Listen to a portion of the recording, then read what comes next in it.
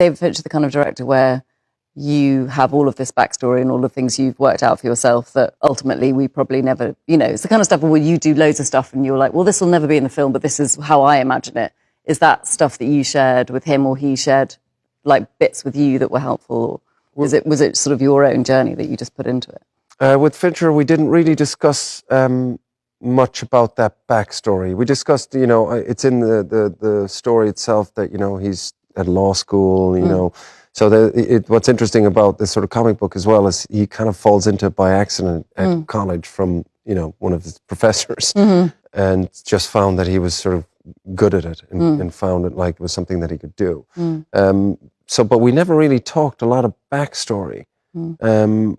There was just sort of unspoken stuff. I think a lot of the connection that we both sort of found at the beginning was just doing the first costume fitting. The comic book is based on Le Samurai. That's a big influence on the comic book series. Alain Delon and Le Samurai, he looks sharp, he looks amazing. He's got the fedora type hat and beautiful suits.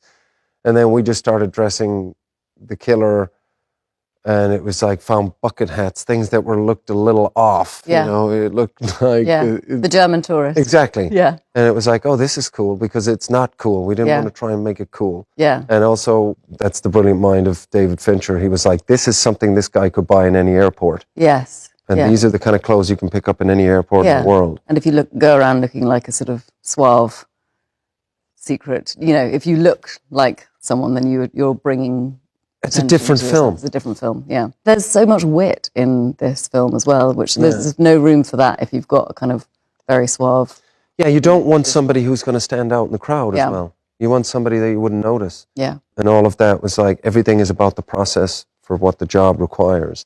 So there's nothing else, in terms of style or form that comes in the way of that.